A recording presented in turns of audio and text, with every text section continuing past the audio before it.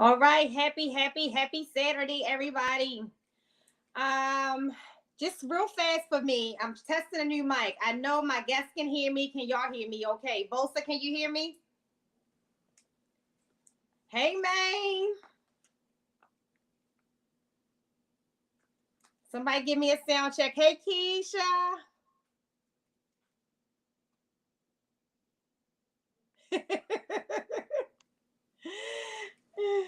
Yes, clear. Perfect. All right. So we're going about to get this thing popping, cracking. So you guys know who it is. Well, anticipated. This was supposed to be one of my very first 5 guests, but we'll get into why that didn't happen the way that I wanted it to happen. But I'm so happy he's here today. This is definitely going to be a good one for me. It's always a good one when you really enjoy the person. And we actually realized that we knew each other but didn't know each other from social media when we actually communicated. And he's been on Key's podcast. I think I actually probably seen you or seen him on one other podcast, but I know definitely he was on Key's podcast. And so that was a really good one. I was excited about that too. But no further delay. Let's get them on. We got Rashad here from 212 Exotics. What's up, Rashad? What's going on? What's up, people? What's going on? Everybody, can you hear Rashad? Okay, give us a sound check. Yo, can we good? We good? Because we don't want y'all to miss nothing. Hey, Brian. Good to see you here. Be glad to see you on the screen again soon. Hey, Kraft. What? Dre, I'm honored. Are you working today, Dre? Or I'm just, is this just a very special guest? Because I know you didn't check in for me on your work day. Wow. Dre in the house. Y'all know what it is. You know we torture. That's my brother. We torture each other. That's what we do. All right. Bosa, of course, always here. I can count on Bosa if nobody's here. All right. So let's get it started. So with the first thing I want to start with is, why wasn't my podcast first? I know, but tell the people, first of all, it's a blessing that you're okay, but there was an accident. Yes. Which I didn't even know until you mentioned it on Keys. So I felt better about you not being the top 5 of my guests at that particular point. But I'm glad everything's okay. But just kind of tell us where you at and, how's it going? All right. Well, like you say, you let me tell it. For those who don't know, I was involved in a motorcycle accident. But I'm A-okay. I'm still living. Most important thing, blessed in that sense. Shortly after my motorcycle accident, me and my wife had a baby. So congratulations again. Thank you. So I've been focusing on just, being a parent and getting back healthy. So that's pretty much it. Yeah, and that's very exciting. So first of all, most people don't survive. A lot of people don't survive motorcycle accidents. So you can definitely consider yourself blessed. But then, God knew what he was doing because he was bringing you a new life into this world. He knew that you had to be there for him as well. Yes. So that's awesome. Now I see Justin in the comments. Justin and I was chatting in the back before we even started the show. Maine, yeah, this is my guy. Maine is your guy too. I know. Oh, yeah, for sure. That's the crew. 100. Yeah, and so Maine was one of my very first guests. So the only other one that hasn't been here yet is my ultra male daddy. Stick with it hasn't been here. He hasn't been here yet. Yeah. So he has to get on too, because the 3 of you guys were people I actually followed on YouTube and people I wanted to get to know better. I really enjoyed the interview with Maine as well. So it was just really cool. So I always kind of put the three of you guys together. I don't know why. I don't know if that was, coincidence, or all three very close. We are good. We are good. We brothers. You know what I'm saying? I finally got to meet them in person. Actually, was it this year? I want to say it was this year. They came down. Yeah, it had to be this year because my baby was born. My son was born. So I actually got to meet. Well, I met Maine before the baby, when he came to Atlanta. But then Antoine, G, and Maine came down. I think they were doing some tours and stuff. Jessica Belka, Boz Balls, and stuff like that. So they stopped through my house, and we kicked it. We got to actually meet in person and chopped it up. And yeah, man, it's just we I think we have a lot of similar ideals that keep us on the same page. Well, that's awesome. I can tell you, Maine is another one that I can just call. So if you guys don't know, the sonogram stresses me out. What? Like, stresses me out. Between Maine and Gershon, I know they probably say, she sent me another daggone picture. But I'm going to get there. I promise I'm going to get there. Hey, Royal Cohab, GP. What's up, GP? GP in the house. So let's go here and let's talk about furs. You've had a really good last 2 weeks on the breeding side, right? Yeah. I've my season has already. It's anything else that comes after is just like I've my most anticipated clutch has hatched. So it's just I'm still over them. I'm still happy about that clutch. So share with the people who don't follow you, because there's a lot of people on my podcast who are not even reptile people. They just come. Let me tell you what they come for. They come to laugh, or I have a group of family members who come, and I have to remind them that that man is married. So they come to see who it is. And there's a lot of people who just come to get more knowledge about reptiles and breeding overall. And I'll say to all of you who I've interviewed, there are people that are close to me that would have never, ever, ever spent an hour and a half or 2 hours listening to reptile people that do now. So I appreciate all of you guys, because that was one of my goals. So share with the people what that clutch was. All right, so anticipated. My most anticipated this year was to hit visual clown pods, and I did just that. Not only did I hit one, but I hit four clown pods and one clutch, from a visual het to visual het pairing. So it was a long time coming. My male took forever to get up to size. Once he did get up to size, he started having eating problems and stuff like that. So it was just a lot to get the male to where he is today. Because male is legit 2 years old, but he's on like 650 grams. Oh, wow. Okay. Yeah. When he got here, I don't know, like he didn't eat for almost 6 months being here, but I didn't give up on him. So, but yeah, I got my clutch. So, well, see, he was building up the right genetics for you. That's what was happening. Hey, that's real, because I started.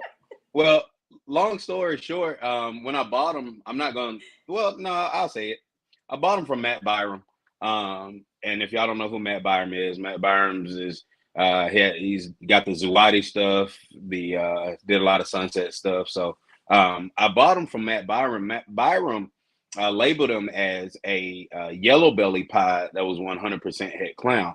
Okay. Come to find out, he's actually pastel pod, 100% het clown, and that's because I got super pastels in the clutch. So that lets me know that he was. So I can kind of see how he got that, confused when it came down to pastel yellow belly pies in the clutch, or pastel or yellow belly. I can kind of see, because he's not the best looking example of a pastel pie.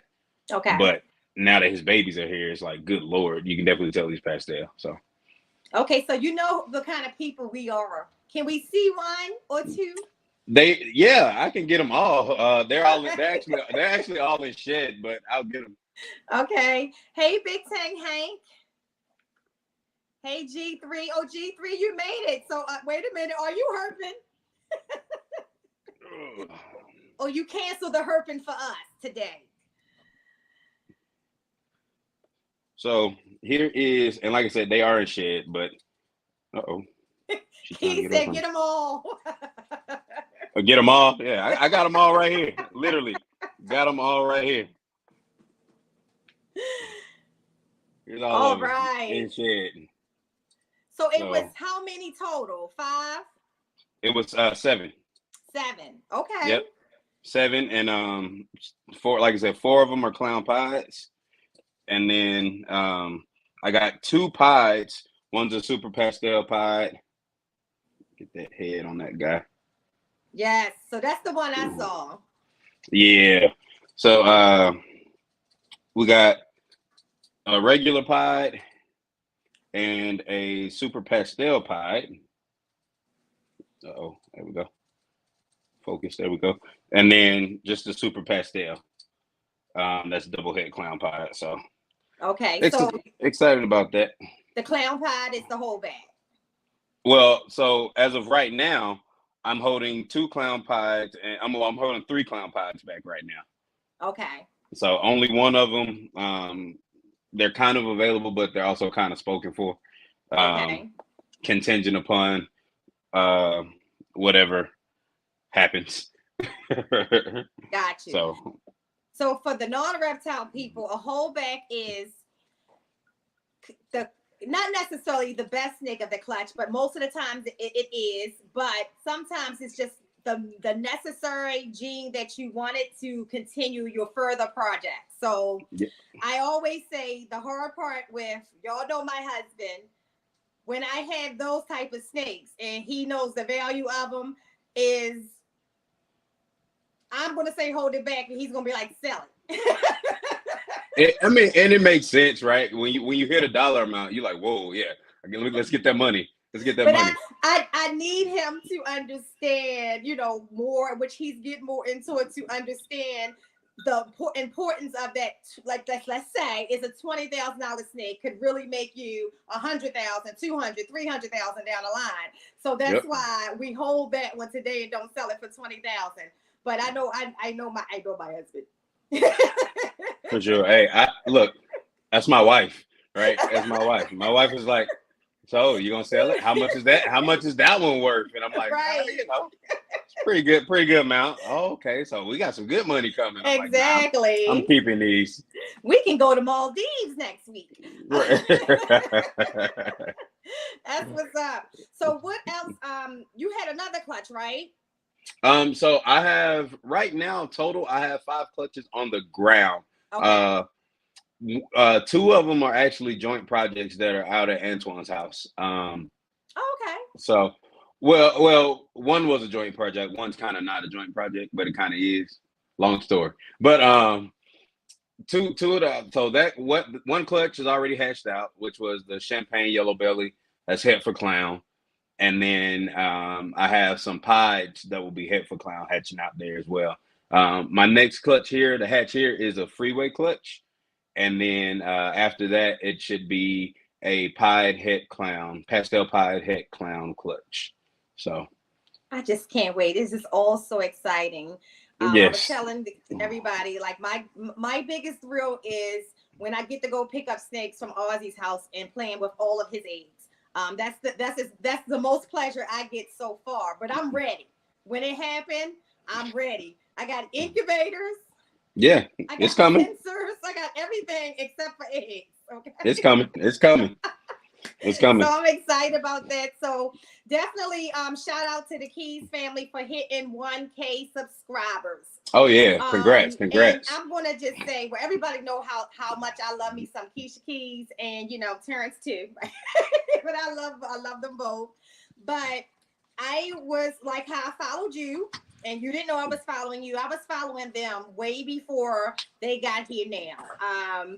And I will tell you that if I'm not mistaken, I was on YouTube before they were. I think you guys came like later in the year after me. And it's just such a blessing to be a part of that ride and to see you guys go from where you are. But what attracted me to them was what attracts me to a lot of people. As a wife in this hobby, it's rare that both partners are paired together. So I remember I'm on YouTube and you see the husband and wife dynamic together, and I stopped. Then Terrence was just as loud as I was.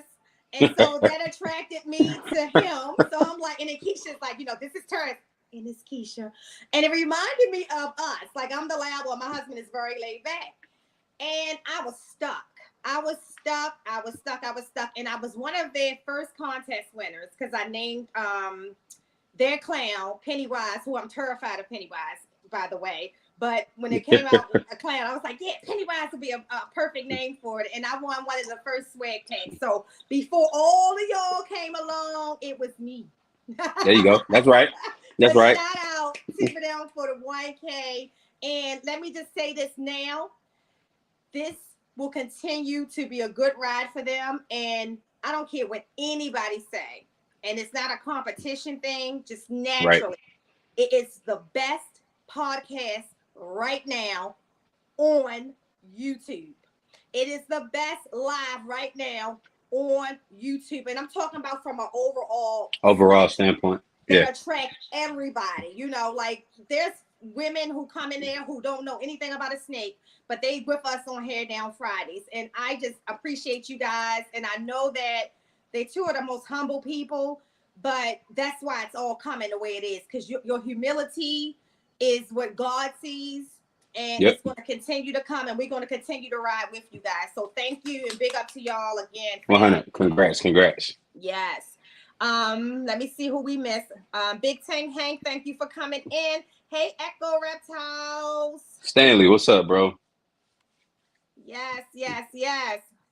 Stanley's another one. I was so excited to have him on. So, and of course, GP is in there. Deshaun, what up, bro? To shout them out, Keys and Keisha. Okay, so talk about what other animals you own. And look, do it in the order in which I would like. I got you. All right, so we'll say the best for last then. Okay. All right. So of course the main thing that I do here is ball pythons. After my ball pythons, I do have 2 boa constrictors. I also have a carpet python. I also have Mexican black king snakes.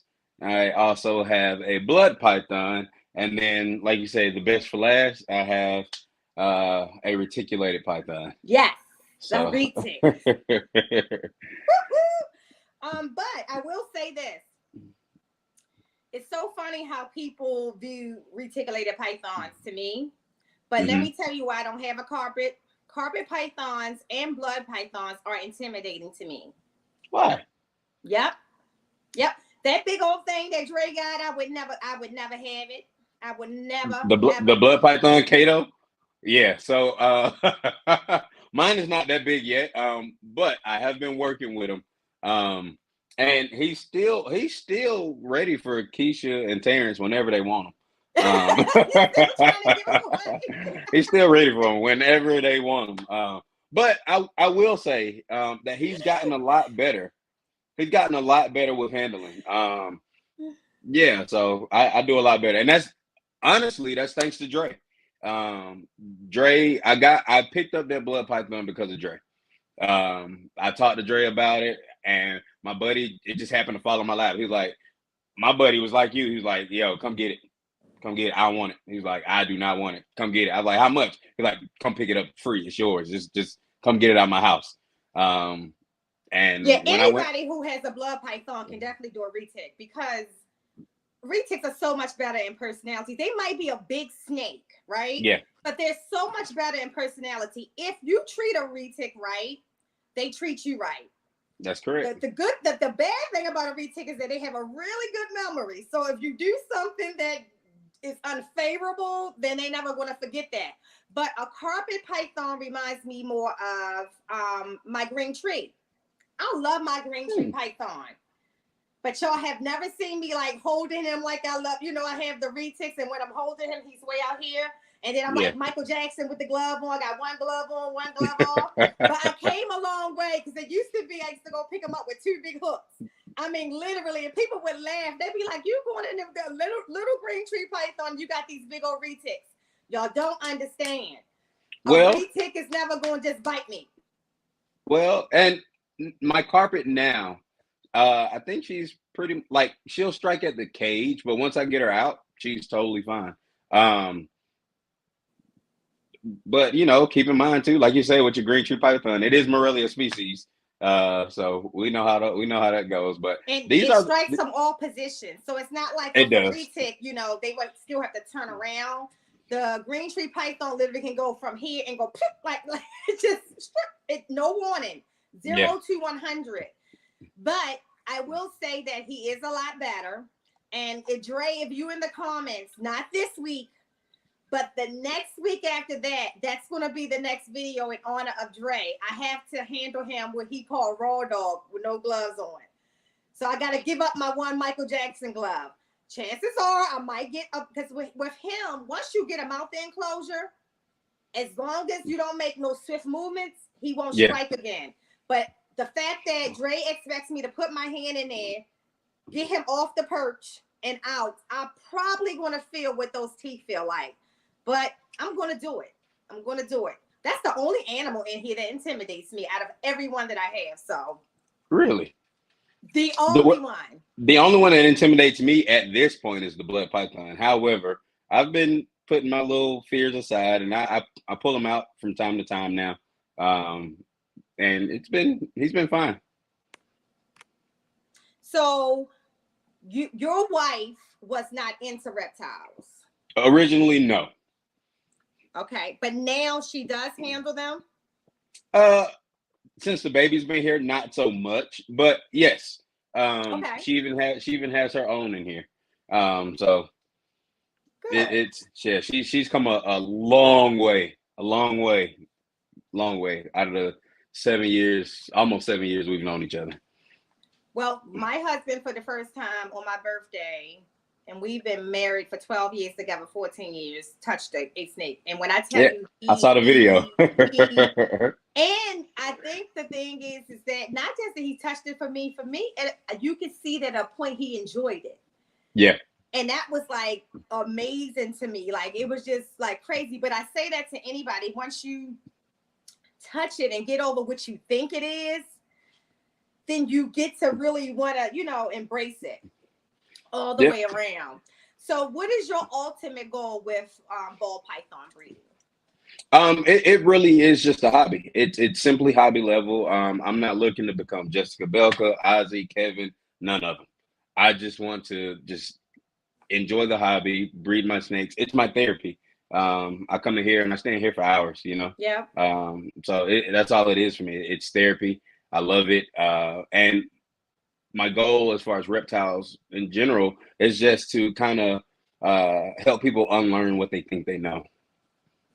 Yeah, that's my main goal. That's my main goal for the podcast for me, is that I wanted people to definitely see multiple animals. That's why I bring on so many different people, different aspects of people. One of the things I wanted to break was the stereotype of what people thought reptile owners look like. Not just far as assuming that all reptile owners were white men and white women, but not understanding that we're also professionals, we're doctors, we're pilots, we have all of these aspects to us that you wouldn't know. Like a lot of people work with people who have hundreds of reptiles and would never know unless you know the person.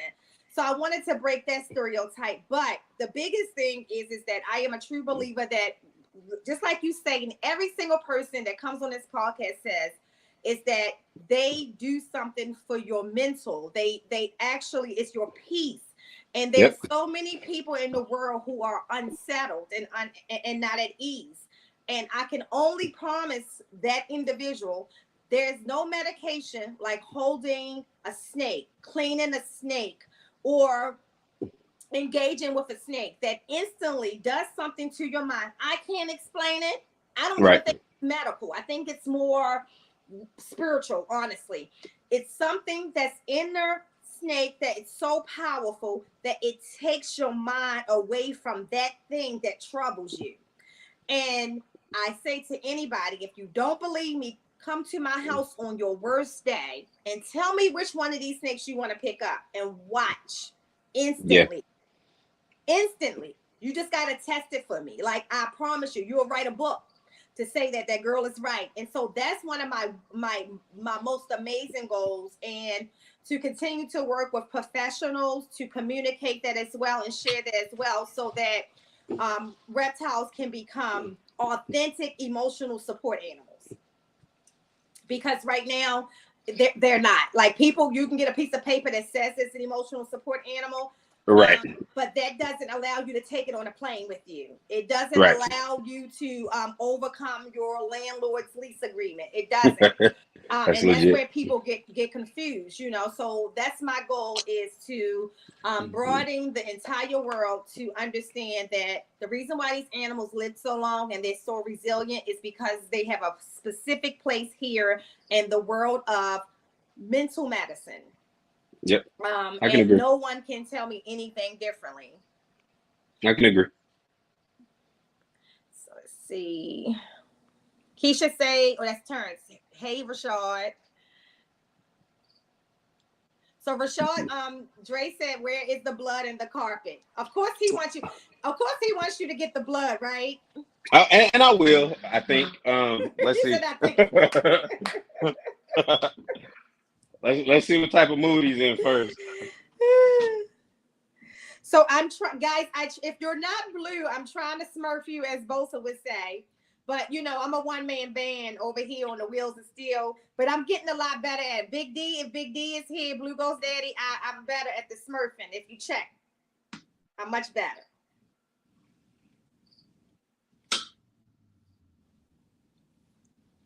Wait a minute, how Kraft not blue though? Out of all people, you should be now, Kraft.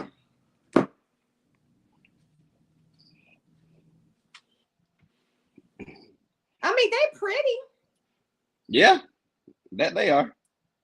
Now, why do you want to get rid of him? He seems kind of calm. That's because I've been working with him. Okay. But because I got him when he was so much smaller, and as you can see, he's turned into a beast as far as size. He's not as big as Kato yet, but he is pretty huge. Well, I remember thinking Kato was kind of small until I saw him recently. Well, and I hate to make this joke, but maybe he looks so big because Dre's small. Oh, Dre! Yes. That's right. It wasn't me this time, Dre. It wasn't me. But maybe that's the reason. I don't know. Yeah, and he still has to hold them like this. That's a big right. It's like, yeah. It's like this when he's holding them.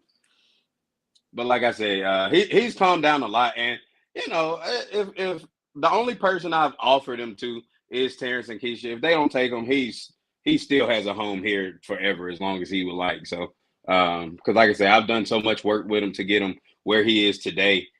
Dre will tell you, I wouldn't even do this originally. I wouldn't do this at all. Yeah. So he's a whole lot better now. So. But yeah, it's so funny, and I said this to Dre, how their heads to me don't look like python heads. They actually look like boa heads. Boas, They do.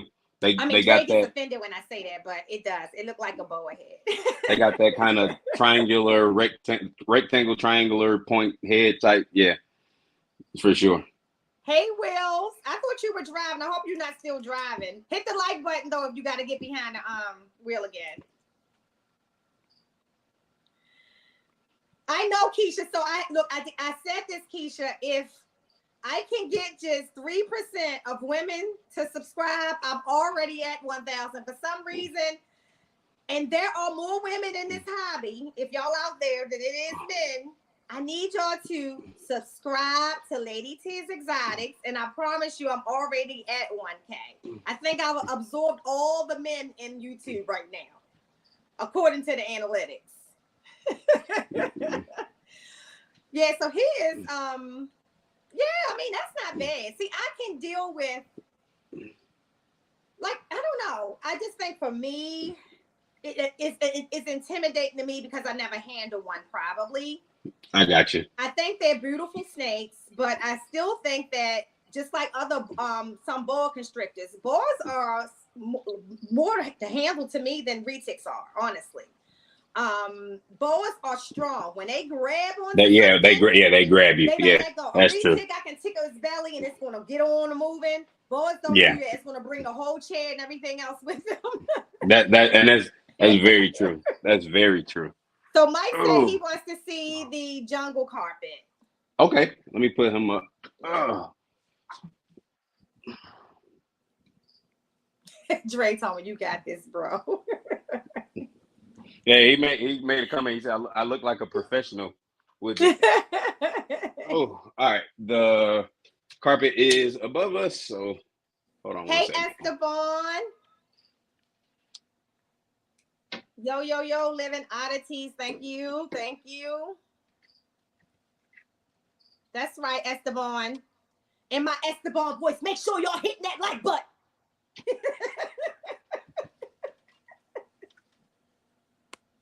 Whoa. She in the mood. Ooh. See, you trying to get him bit Mike on camera. Well, as much as I've been bit by her, it's all good. Oh. Yeah. I get bit by I get bit by her a lot. Ooh. Dre, stop talking about my accent that I don't hear. Yeah, I mean they're pretty, but see, look at even at always. She's ready. She's ready. That's that green tree python stuff too. Them Aurelias, they just, but it makes sense. I guess in their world, in their mind, if you're this close to me, you're either trying to eat me or I should be eating you. Yeah. Because in the wild, they would be in trees too, right? That's correct. Yep. Yeah. They are. They say semi-arboreal, but I believe them to be completely arboreal. They're all like she's always hanging up in the branches, always. Gotcha. Yeah. She is pretty. She won't let me get her off. But I got rats in the room too, so. Oh well. Oh no. Say, I don't want to see it. Time to go back. Yeah.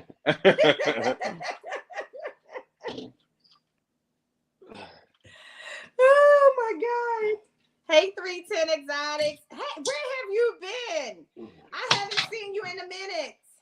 Well, I haven't been on TikTok that much, but I still normally see you. Hope all is well with the family and the baby. So what is your favorite ball python combo? Wow. I don't think I have one.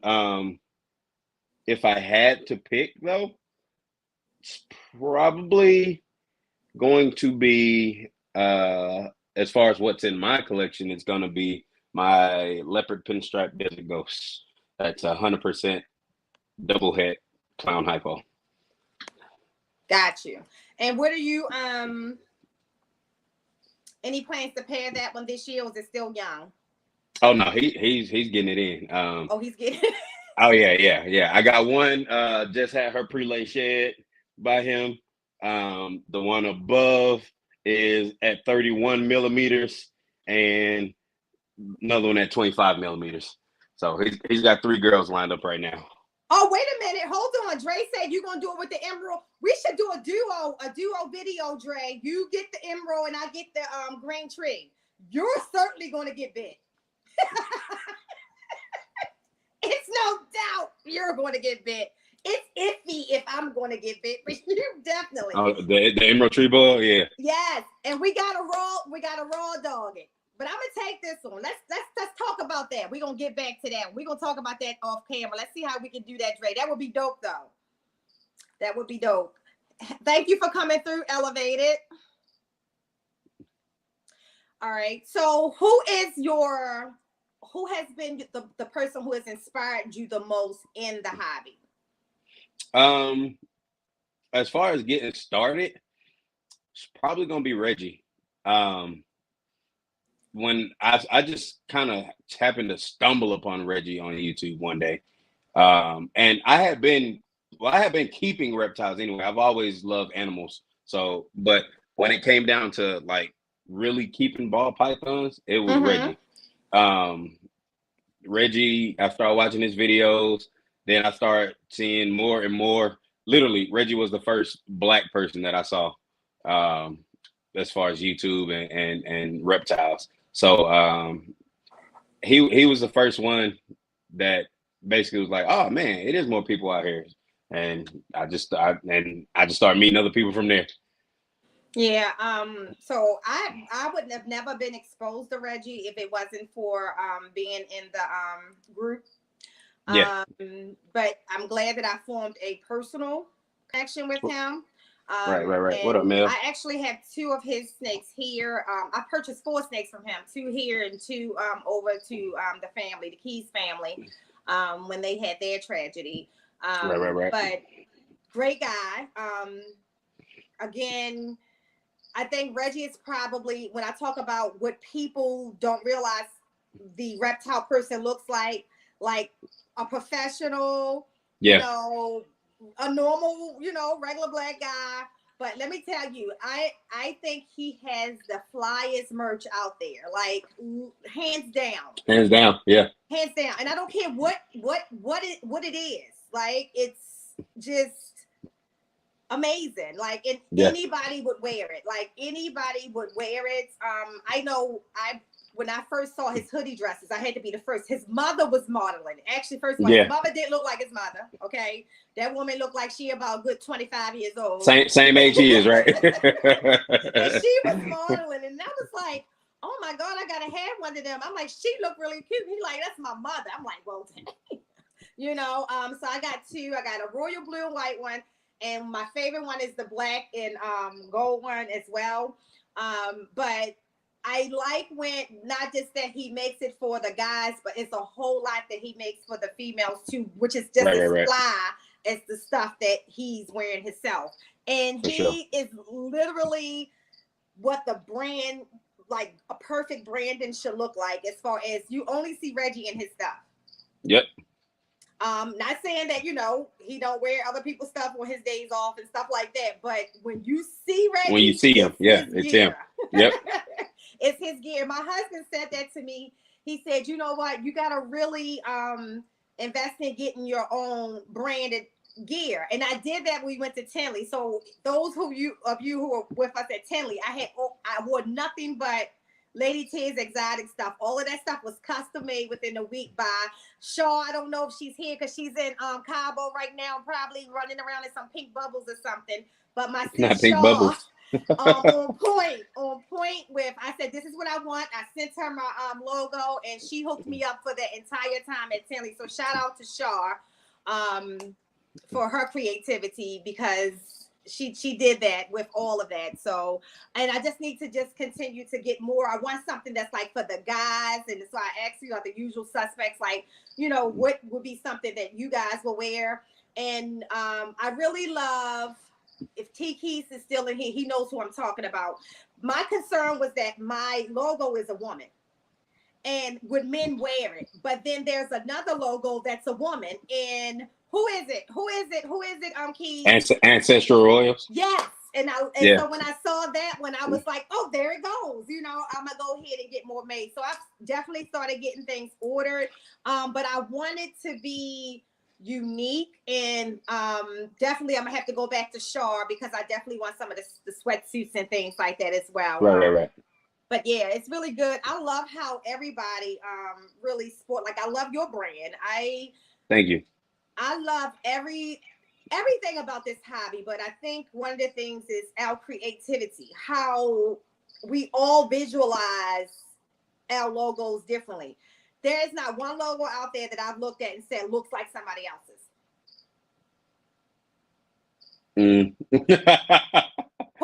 Give me one.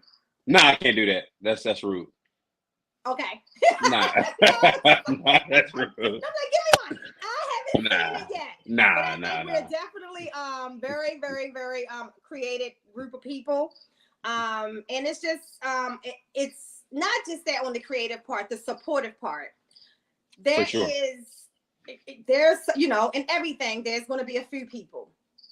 But like, talk about that when we first engaged, right? Right. Yeah. Talk about that. So I think that I don't know the guy's name, but he had just dropped a video about Kevin at Nerd, and he had a vet on, and he was talking about how Kevin It does was unauthorized. Rodney. I don't know. I don't know his name. He's a big retic guy. First time I ever seen a Rodney video from that Bowledge. guy. Yeah. I knew it was So he was talking about Kevin. So I just asked the question, just trying to get a feeler out there of how people felt about it. And boy, did I get your opinion. No,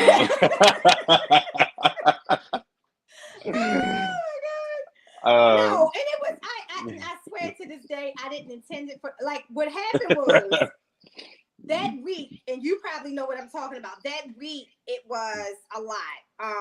And that was also, so everybody knows that Kevin is, for me, I'm like I said, I've been doing this for 30 plus years. He's my heart, and he's a personal friend of mine. I met him one time. My husband surprised me. It was February 2 years ago. It was February 2 years ago. And when I tell you, from that moment, we became like close. Yeah.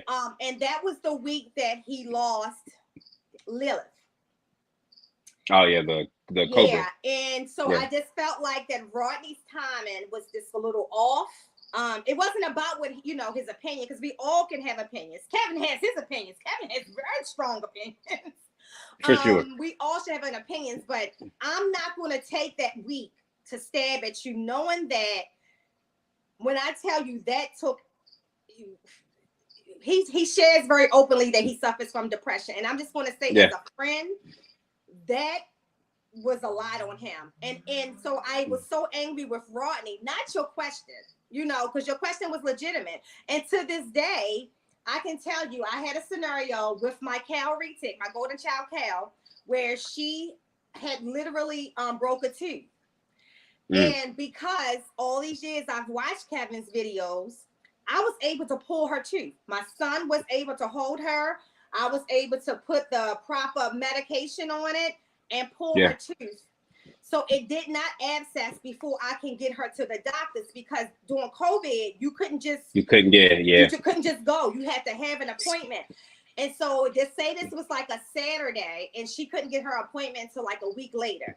Yeah. So with the knowledge of watching his videos and the knowledge of watching what he does in person, I was able to do that for my snake. And when I got to that vet, she didn't need any medication. The vet was so impressed that I was able to pull a retic's tooth and how beautiful the snake was. And all he kept saying was, if you really don't feel like taking care of it, I can take this snake. I'm like, no, I got this, right?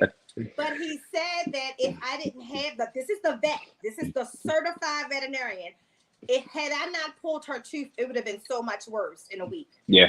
So I get it. Like, first of all, what I was saying to you, he has certifications that you and I would never have, For sure.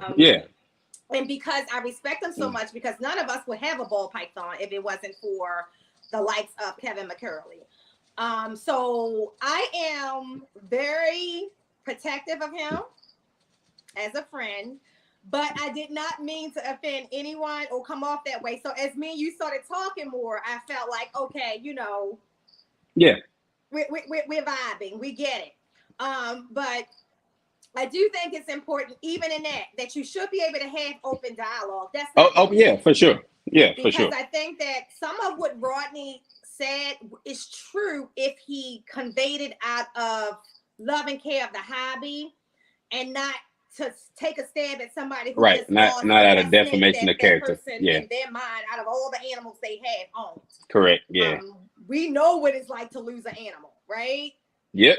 The last thing you want to hear is it's because of you, because you didn't turn the heat up, or whatever the case may be, or you didn't monitor this.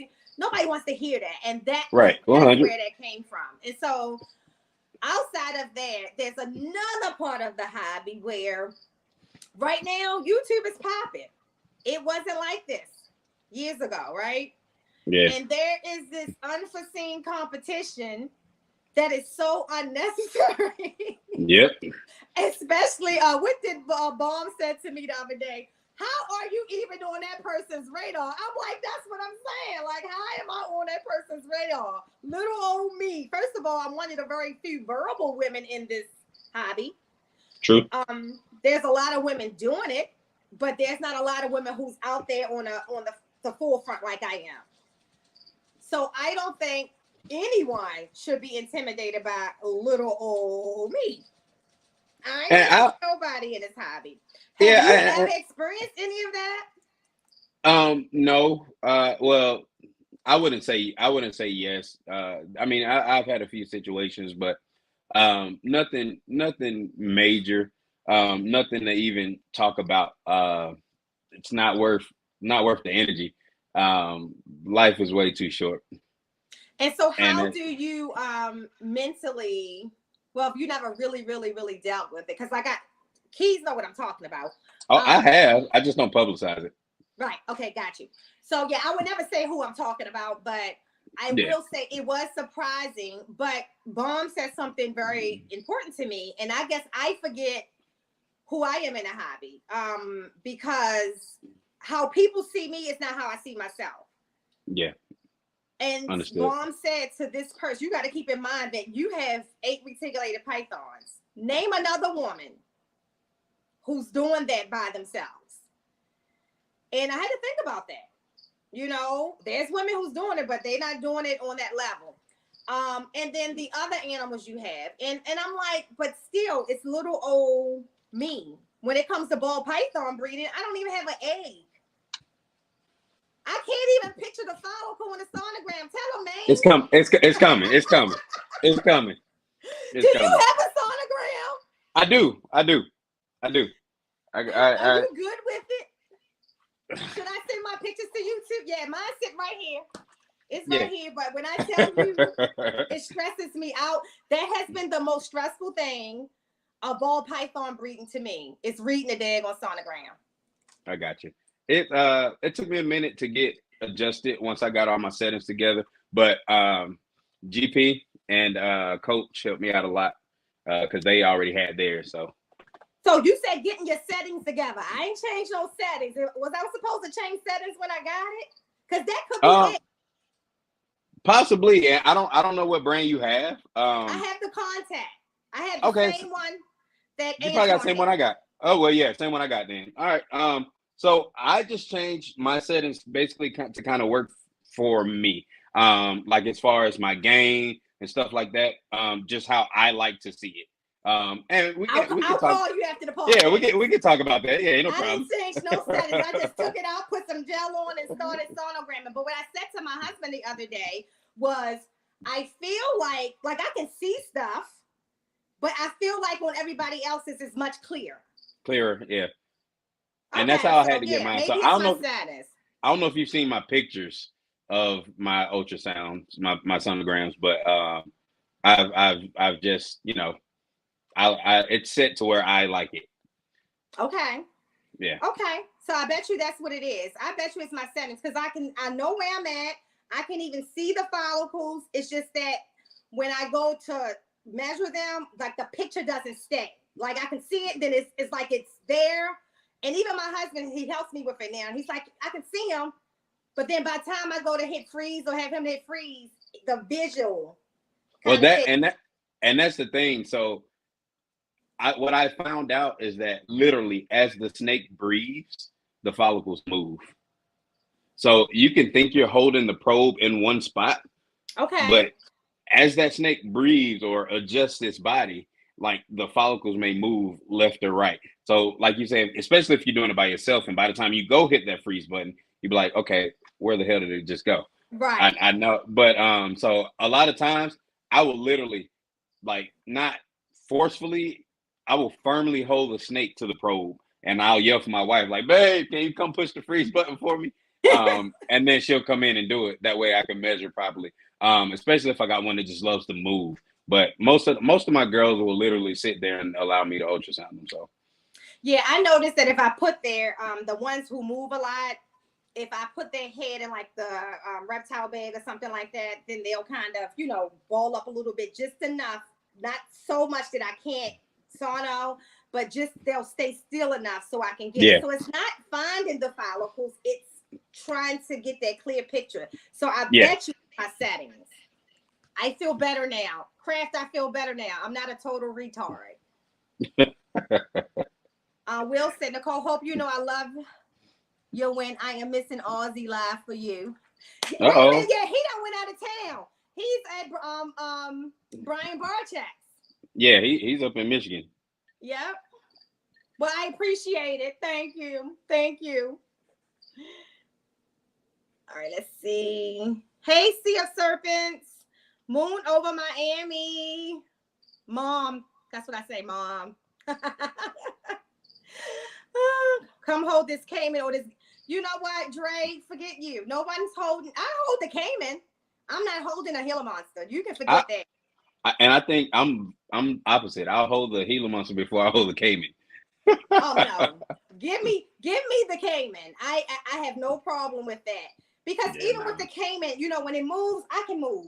But a Gila monster, if it does bite me, like I might be going to the hospital. I can take a little blood from a Cayman. And I'm just good with lizards too. Like I'm not intimidated by lizards like I am a blood python. Gotcha. Do you have any lizards? I used to have they are lizards, but they're not like the lizards of lizards. I had a bearded dragon. But I don't anymore. Funny story. Me and Dre are chatting, and he says, I'm about to get a red dragon. And I say to him, a red dragon? I said, that's so beneath you. A bearded dragon. Oh, no. Yeah, no. Not a bearded dragon. He was like a bowl fool. I was like, oh, okay. I was like, you done went from bearded lizards to caimans. And to bearded dragon. Like, I admire you because you deal with the stuff that I won't ever touch. And you just want to go get a bearded dragon. It was hysterical. He shakes his head at me all the time. He calls me old lady. Let's see. Dominique, if you still in here, I didn't see you, love. Thank you for being here. As always, very supportive sister. And she's going to help me to get my female subscribers up. That's going to be my partner to do that. Big Tang Hank. I will actually be on Big Tang Hank show on July 16th. Now, he's also somebody I just subscribed to. And I think I subscribed to him. Who was on the show? Was it GP? No. I forgot who was on the show. On it recently too. It was Maine. Yeah. I'm sorry. It was Maine. Yeah, that's when I subscribed. He's had a little bit of everybody on his show. Yeah. I think we turned him from a fish person to a snake person. That's good. That's good. That's easy to do. All right. So go back to your childhood. What was your very first reptile?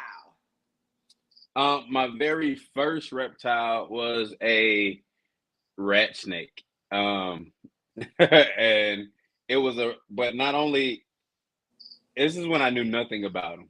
I didn't even know it was a rat snake, to be honest with you. I was out in the woods. I found it. I went in the house. I got a cranberry juice bottle and put some dirt and stuff in it and put the snake in it. Yeah. So when I was little, I used to bring everything in the house, like everything. And we used to live right by a wood. So you name it, we had it. The funny thing is, I will not hurt today. You would not get me to go pick up a snake in the woods today. Nope. Yeah, you lucky to get me out of the house today, let alone to go in some woods.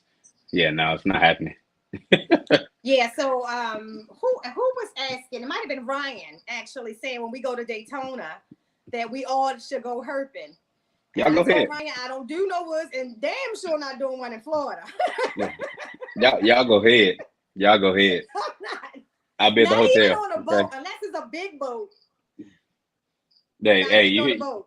Maine said it. He said it in the comments. Yeah, Rashad ain't going outside. I'm not. I'm not doing it. I'm not doing it. That is too funny. Too funny. So what part are you? You're in Georgia. I'm in Atlanta. You in Atlanta? Okay. Yep. Okay. Now, are you guys facing any of the bands being so close to South Carolina? No, not right now. The only thing that we're looking at is the same thing everybody else is looking at, the Lacey Act, the America Competes Act, that whole thing. But as far as any like what North Carolina got going on, there's nothing like that. Nothing like that where they're just. But we also don't have that problem, really. We don't have that problem around here where you hear about people releasing reptiles into the wild and Right. people holding venomous snakes and all that stuff. Like you don't really hear about that in Atlanta. Yeah, and I just think that with anything and anybody, one of the things I know when we had one of those hearings before, I made it my comment on those hearings is that we spend a lot of money on our animals, right? That's For the very most part, true. especially ball python breeders and higher end retic breeders. No one is just going to release that animal because they can sell it. Like they can either sell it or give it to somebody who they know is going to use it for value, right?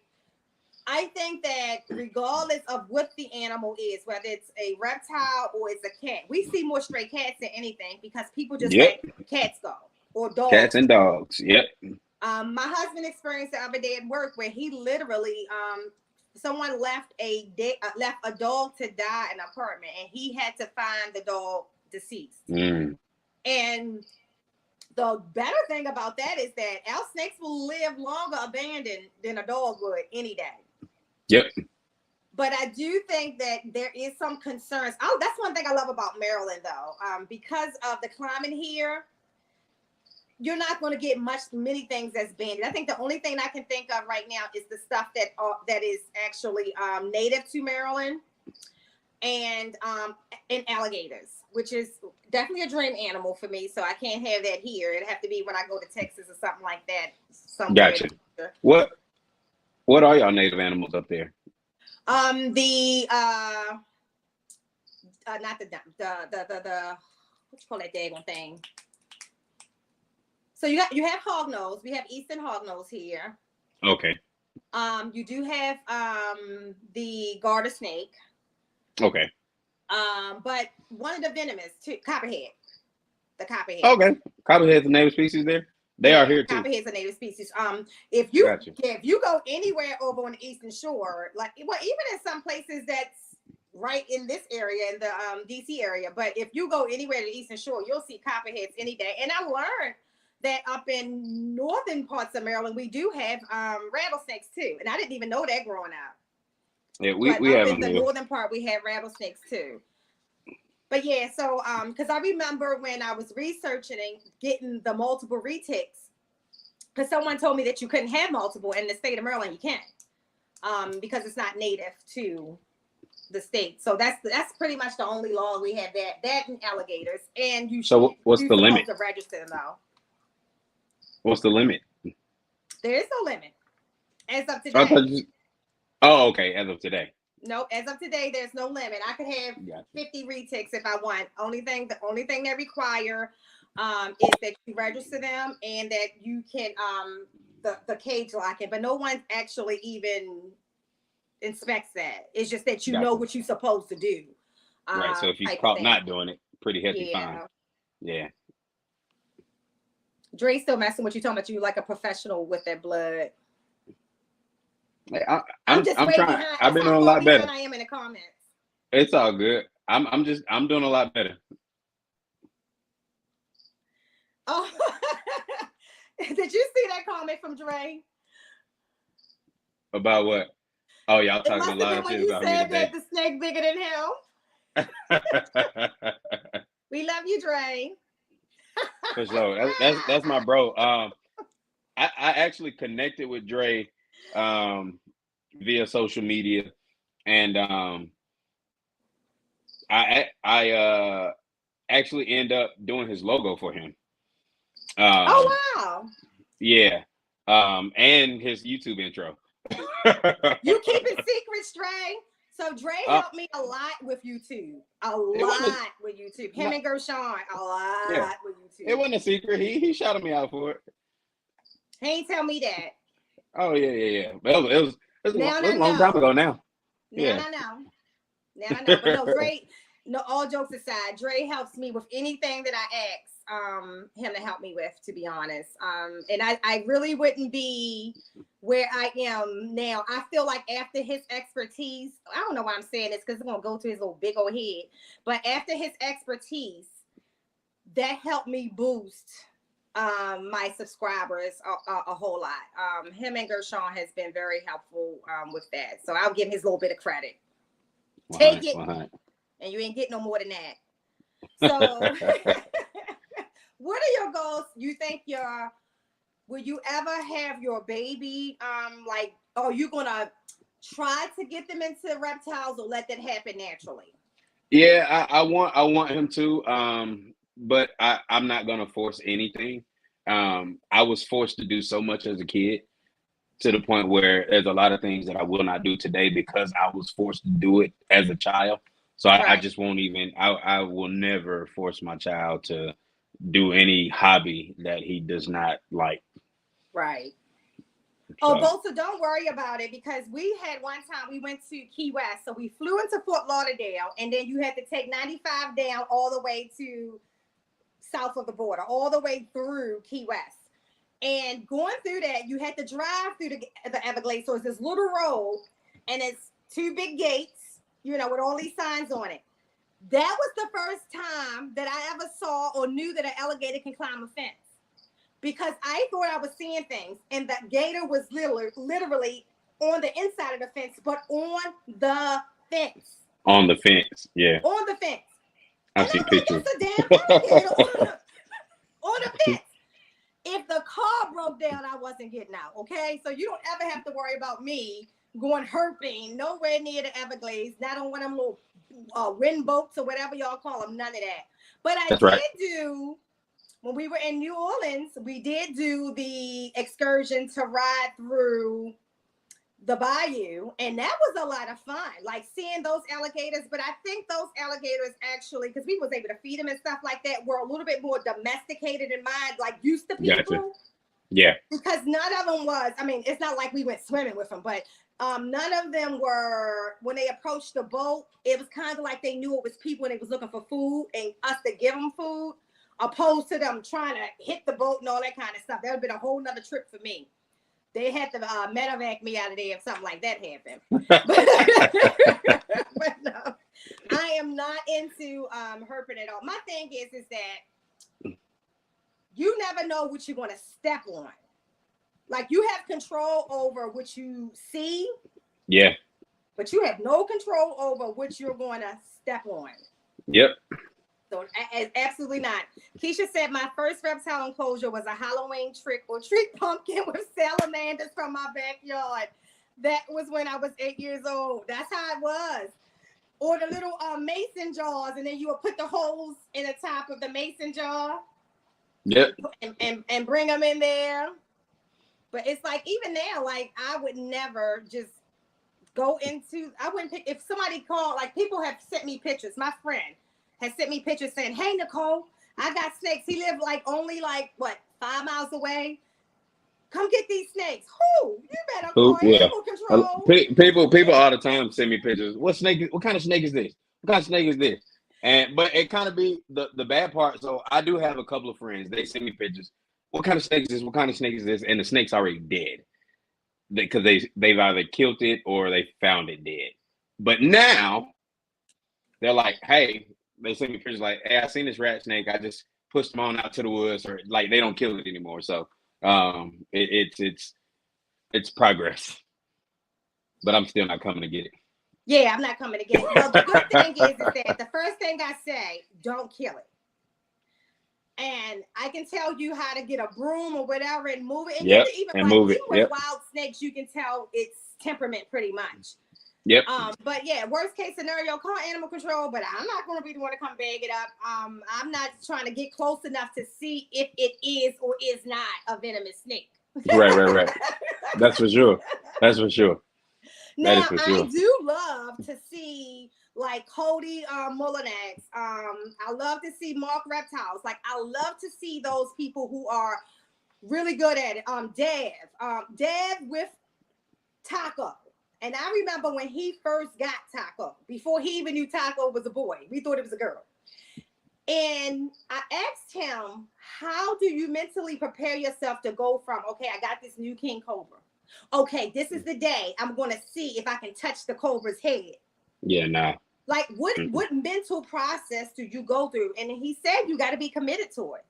You have to be 100% committed to doing it.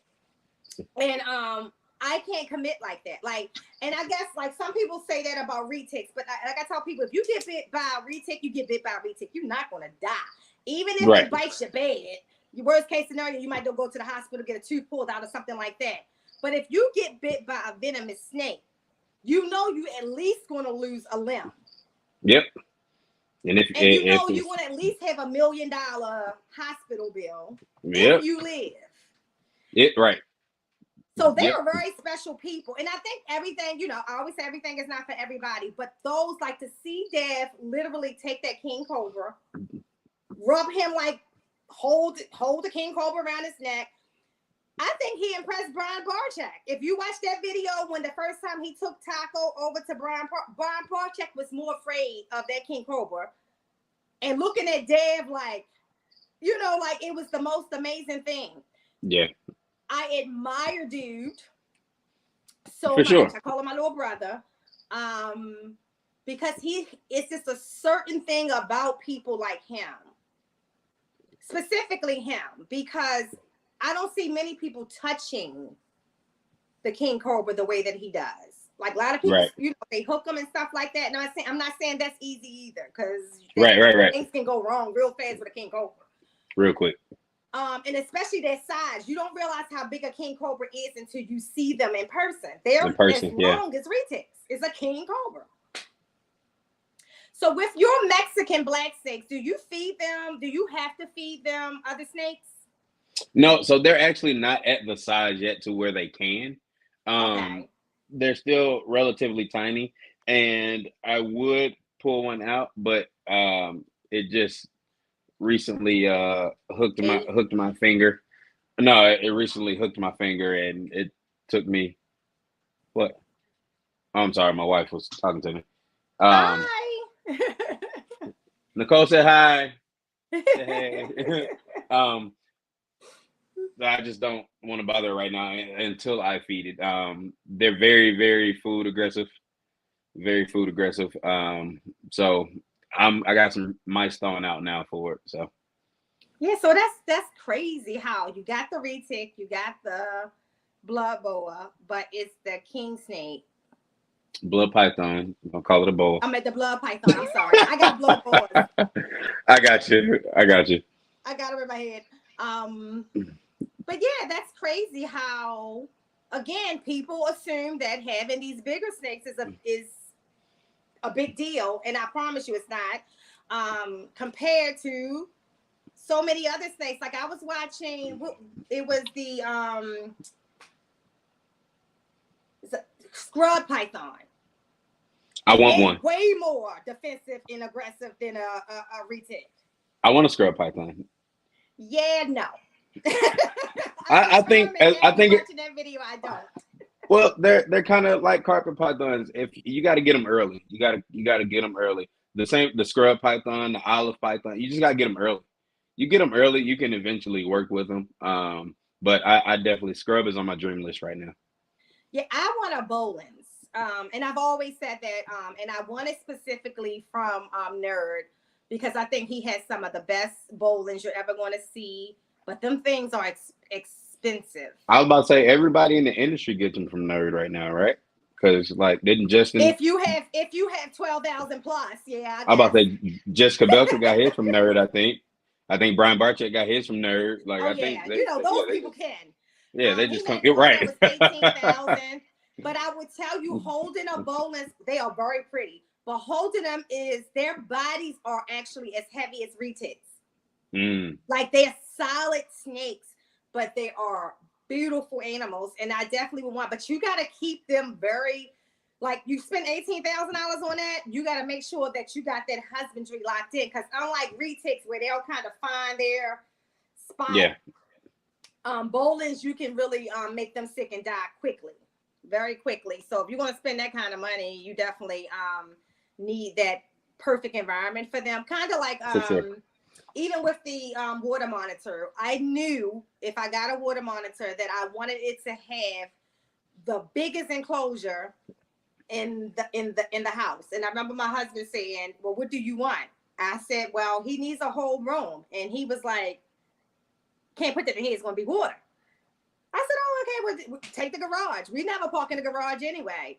And every time I watch Larry on a video or I go in there to see him, it makes my heart full because he's literally living, and he's big now, like he's living a real water monitor life. Like to watch him on camera and see the things that he's doing, from the digging in the dirt, from jumping from one side to the other, from jumping down into the water.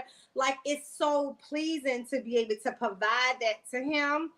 For sure. But I knew that if I got him, I wouldn't be comfortable doing anything less than that. For sure. Understood. That's the same thing about my alligator. So even if I move away and I get an alligator, it needs a big pond with a big fence and, all of that, because it only makes sense.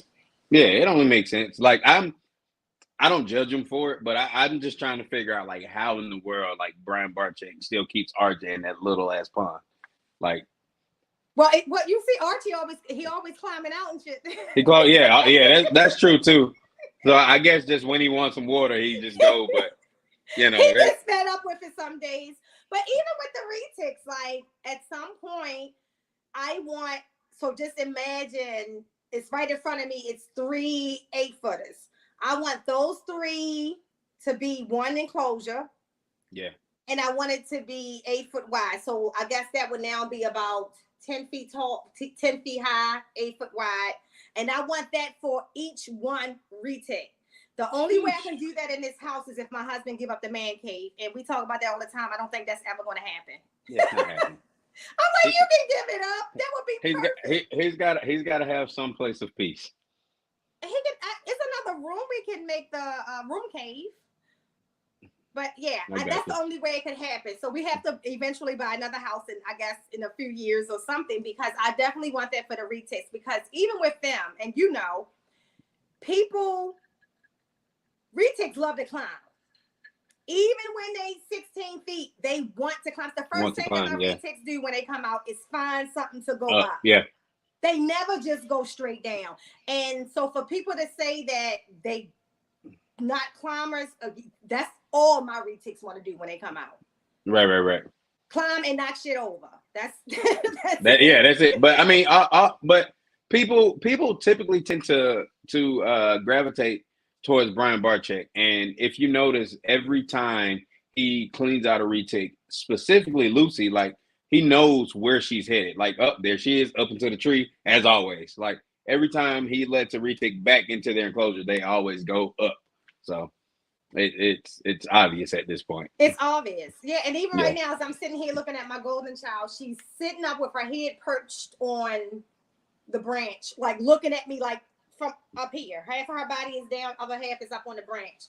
So I think that for me, I won't feel whole until I can provide those environments for them. Understood. Yeah. How many total ball pythons do you have now? Approximately, probably almost right at 100. So when you first started, and this is more of a educate me question. So right now, I think breeding ball pythons, I have about 40 breeding, right? Like 40, they're not breeding, but 40, hatchlings and, subadults.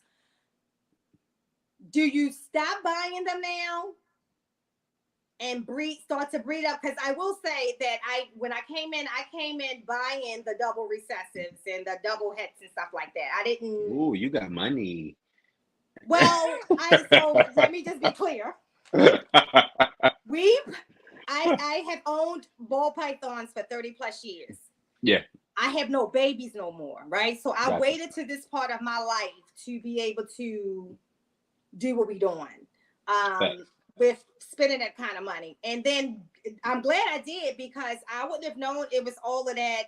When I was thinking about breeding, it was regular ball pythons out there. It wasn't all the stuff that we see now. So, albinos were top of the list, yeah. Right. You know what I mean? So but I knew once I really started reading, and someone had shared that it was a book with me. It wasn't. I have Kevin's book. It was another book that someone else had, but it's a big book. It was like $300 something that they paid for it, and it went through all of the different genetics and stuff like that. So I said, okay, I don't want to wait 5-10 years to get to this snake. So Gotcha. I bought what I wanted to buy to get there quicker. It makes sense. But if you have, let's say, 40, do you continue to buy them, or say, okay, just start breeding and be patient and produce? So I am one of the patient ones. I've only bought, it's 2021, and I've only bought one snake this year. I'm sorry, it's 2022, and I've only bought one snake this year. Last year I think I only bought 3. So Okay. I think I'm just buying what I need for my projects at this point. Other than that, I'm not buying. And this year, like for instance, with the clown pods, I got, like I say, one clown pod that is technically available. Unless, like I say, things work out how I see them to work out. But that'll be the only one for sale. Everything, I'll be vending shows this year with Keisha from Splash Pack Reptile. So we'll be doing a couple of the Atlanta shows, and might drive to Tennessee, Alabama, or something like that. But otherwise, if it doesn't suit my projects, I'm not just buying genetics just to buy it anymore. I did that 2019, 2020. Got you. Now, Keisha said I need both Nicole and Rashad change their YouTube URLs to their business name. Keisha, I thought I did. Mine don't say Lady Tiz at the it doesn't say Lady Tiz Exotics LLC. I know I changed it on the actual main page. Probably not on Reptiles and Cocktails, because I don't know how to do that yet. But I definitely changed it on the main, where it should say Lady Tiz. You did. It does. Well, I just went to it. It does. Okay. It says Lady Tiz. Now mine, I'm sure mine doesn't. Look, Keisha, check that for us. Check that for us, because but we gotta get right. yours definitely does. I literally just copied yours, and there it is in the comments. And it says it, Lady T's Exotic. So okay, just want to make sure, because I know she told us to do that before one day on Hair Down, and I know I did it. I try to follow directions, especially to the people who know what they're doing. So I do want to give a shout out to Keisha and Terrence, because I know, well, one, you said that you saw me on their show. You didn't. I've never been on their show. However, here's the shout out part. Terrence and Keisha shouts me out so much, and I am very thankful for it, that I might as well have been. Okay. You've probably seen me on Main show. Okay. Main GP, Mike from Herc Collectors. That's probably what it was. It was Mike. I got you. Okay. Yeah. Got you. Yeah. But I've been waiting on the new invite from Terrence and Keisha. So yep, it was Mike. Hint, Terrence and Keisha. hint. But no, they're working on the September schedule, Yeah, it's right. Well, not only that, it's been my work schedule too. My work schedule kind of prevented me from joining them guys. So I definitely want to get on and be able to do that. Look, I asked Rashad a long time ago. Thank you for coming over. I won't say I'm too busy, Terrence. Terrence said he asked me a long time ago, and now it's too busy. When I asked, probably because, like I said, it's been a minute. It was around that time. It was just a lot going on. But now, with the way my work schedule goes, because I rotate schedules every 4 weeks, so with me rotating, it is hard to kind of, like, I took off work last night, one, because I knew I had this today at 1 o'clock. Okay. Normally I'll be asleep right now because I'm on third shift right now. Okay. I get it. Yeah, for sure. But I had business and stuff to handle too. So I was like, yeah, let me go ahead and make sure I'm prepared to hang out with Nicole, because, like you said, it's a long time coming. So yeah, again, and I know I'm loud. Like I always say, that's all good. It's all good. I always Saturday is my time. I always mention to my wife that I watch your videos all the time, and especially for your accent that you don't know you have. Everybody say that, but I don't even like. Even when I go back and listen to a video, I don't hear it. I don't You hear just it. right there. So listen. Say So hear it. here, Say now hear me out. You said so. Even when I go back and listen to the video versus you be like, even when I go back and listen to the video, like it's just there. It's just there. it. Dre said all the time too. I don't hear it. It's so funny. I think I sound like everybody else except for the country people. So Dre did mention for everybody in the chat to go and drop your Instagram and your YouTubes. Very important. And let me tell you why it's important. Because even when I'm on somebody else's live and you drop your YouTubes, I can just click the link, especially if you're blue. So let me make sure. Wait a minute, baby, both are not blue. Let me fix that right now. Make sure everybody is blue so you can do so. If you are not blue and not Smurf, let me know so I can do that. So you can also drop your links in there. And so what I do, just so y'all know, I don't have to know you. You drop your link in someone else's chat. I click on that link and I subscribe. What happens is that person subscribes right back to you. Like G Cutter, I know that I actually saw you the other day on one of T Key's lives, and you dropped your link. I subscribed, and clearly you subscribed to me at the same time. So that's how it works. And that's how you build your subscribers and your audience as well of people who are like-minded. I always say that no matter who I'm interviewing or who live I'm on, the chat is always so awesome and so supportive. And that's because of where you're attracting the energy from. So that's the wise thing to do. That way you don't get the person who, eventually becomes a hater one day and just want to just blow up your live, There you go. Yeah, exactly. These are all people who somewhat like you. That's here. Have you ever dealt with heights at all? Would you do venomous at all? No. Only reason I'm not careless when it comes to their care, but I'm careless when it comes to handling. Yeah, I'm clumsy. I say that all the time. Like, I'm clumsy. I'm extremely careless. Even with the retics, like I have to be careful because you know how they drag. You got to drag their tail because they get so heavy.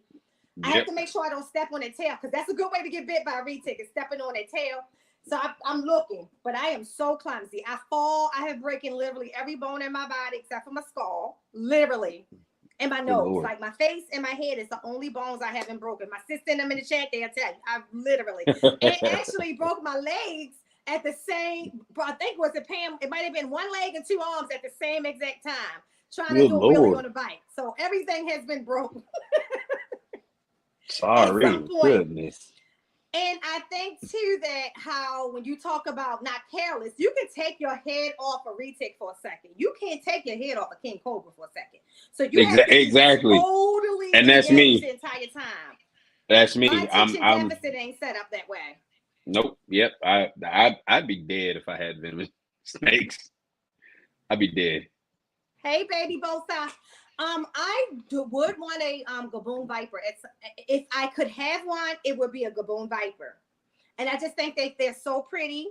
And even before like people started really having them, I will always go to the zoo here. The National Zoo got some of the best Gaboon Vipers, huge Vipers on display to just go look at them. And I love other people who do. I admire other people who handle. Like I like Tyler. I love Tyler's YouTube. I love his YouTube. I want to get tattooed from him. Yeah. That I it's retic stuff. I mean his animal stuff. Yeah, cool. I want to get tattooed from Tyler. That's it. I want to tattoo me. Yeah, you know what? I think that he is one of the ones who's been doing it for a long time, but I do like the fact that he also shared what happens when you mess up. Oh yeah, when he got bit, the snake that bit him was the one who he would have least expected. Yeah. To bite him. Yeah. And so I thank him sharing that, and I say to this day, if God is good, if Tom Crutchfield wasn't there that day, Tyler wouldn't be here. Yeah, he wouldn't be here. Yep. He would not be here. And it's amazing that a lot of people don't understand the importance of showing the both sides. Like, I don't think that, he didn't do that video to show people a cobra bites. That's not why he Right. did it. I think it was very impactful for anybody who thought they wanted a venomous snake and thought that it's cool, that there's a whole nother side of it. And I believe he has no finger, right? I think he lost a couple fingers in that. Fingertips. Okay, yeah. And he does tattoos. So that could have totally changed his entire life if he had lost more of his hands. So I think that that's where sometimes I think it is important to show the both sides. Like, I think for me, watching some of Kevin's videos on retics, to show one of my favorite ones, and I shouldn't say favorite, but one of the ones that sticks out the most is when the pod comes out and bites the guy on the chest. And I knew that at that particular point that the pod gave him all the signs that this might be the thing that's going to happen next, right? Yeah. But he totally ignored them. And so for people like me, I knew with retics, just pay attention to the body language. It's very simple. That's it. They are great communicators. I don't know. I always talk about the bump. I don't know if have your retic ever given you that bump when they don't want to be bothered? Yeah. So I'm still, because he's still small. So I'm still in the middle. Like right now, he's just at like 5 feet right now. 5-6 feet maybe. But and you'll be mad at me. I got him in a tub right now. You be mad. No, it's not that. So hold on. I have a baby retic in a tub right now. My thing is when it gets to like that 7-month-old year, you have to look at the sides and you can't keep it in there. Like, that's my thing. I think tubs are fine if they're properly locked. So he's over a year. He made a year in April. How big is he? How long is he? I can get him. Yeah, get him. I think. I got rat camera and stuff.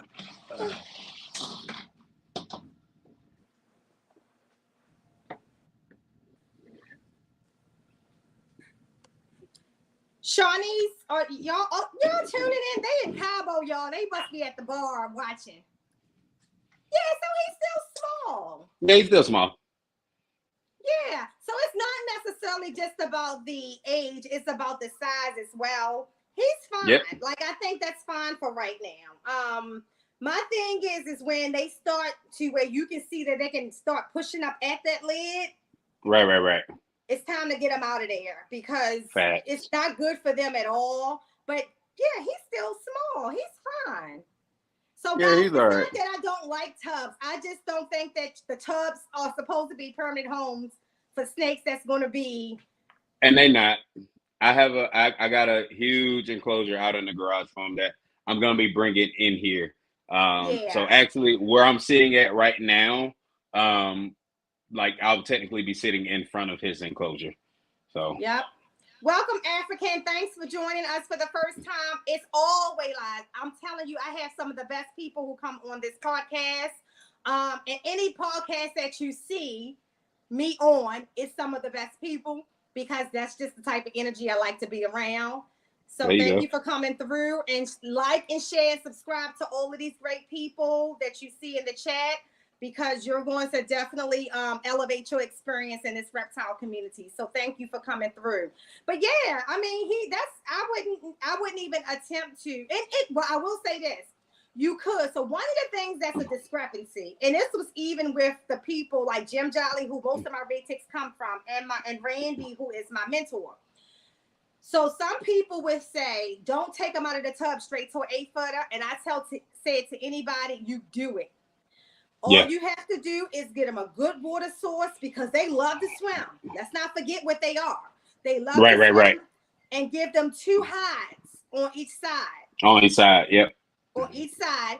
And they're fine in the 8-footer. Mine's never came off food. Mine's never became defensive. In fact, they look so much happier. And if you go back and look at some of the videos where I show you how I transition them from the tub to the 8-footers, they are so excited to go into the 8-footers. So I would say don't waste your money buying a 4-footer, 6-footer. Take them straight to the 8-footer and just hook it up.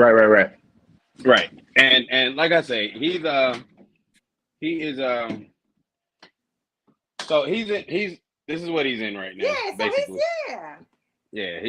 He has, y'all see how big plenty this tub space. is. He's got space for sure. Which he actually just pooped and peed in his cage, so I'm about to put him in this one for now until I can get his tub cleaned out. Dwarf board right now is actually in a rack, in a 70 rack right now, and he's just a dwarf. Yeah, and that's what that is, 70 series. Yep. Yeah. Now the thing is that even with him, the sinus, once he starts pushing that drawer forward, because they can't, not like ball pythons. Once the muscles and they realize it, they know what they're doing. That's the thing. That's the thing right there. So this year, how many clutches you think you're going to have total? And that's another thing. I'm not one of those guys that's just breeding everything because I got breeder size snakes. So this year, right now I'm at 5. Okay. 6, 7, 8, 9, 10, 11, 12, 13. That's it. And what size do you normally start breeding your females? At what weight? What have you done? Like, I know some it varies. I'm like Miguel. If they're ready, they're ready.